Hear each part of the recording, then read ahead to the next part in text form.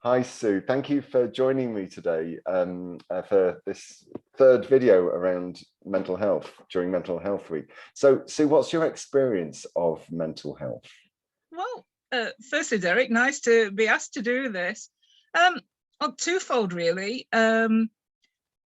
Personally, where I've used counselling services and then discovered Light Up myself, and then also in my work in public service in the public sector.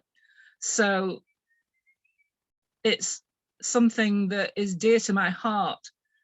I was listening to something on the radio yesterday, and it mentioned that at the beginning of lockdown, over 300 million people had been diagnosed with depression. And that's just the tip of the iceberg.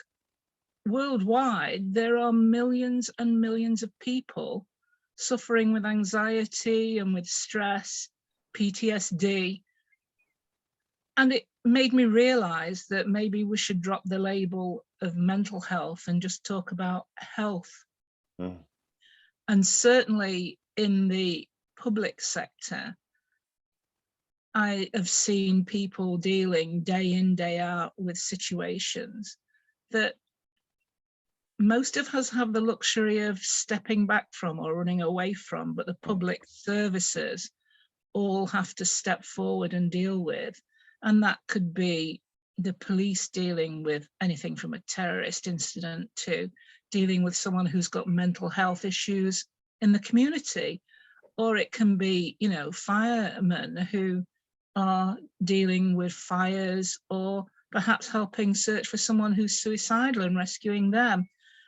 And then, of course, the NHS, which has borne the brunt of COVID, where nurses have had to deal day in, day out with all the stresses and strains of COVID, but also the impact of all those deaths, and then worrying about taking COVID back to family and friends. So it's a massive, massive area.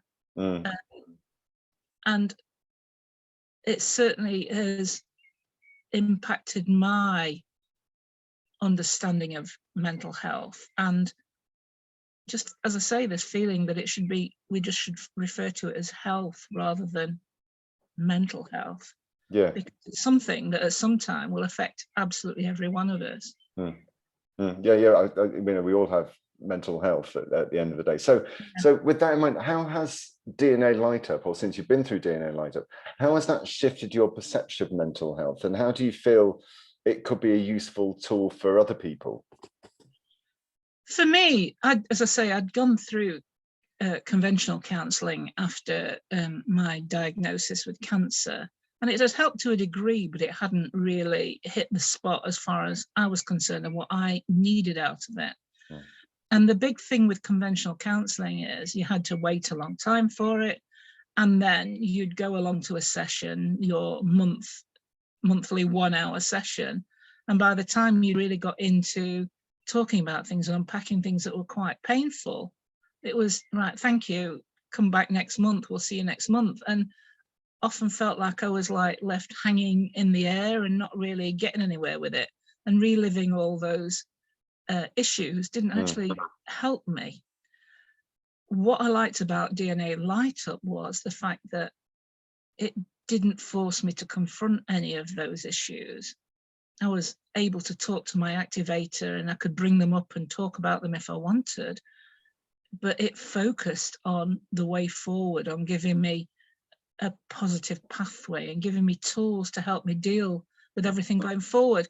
And I think that would appeal to a lot of people, particularly I think to those in public sector, because they've had to build this wall against all these sort of like memories and flashbacks and things that they've dealt with in the past that have been hard.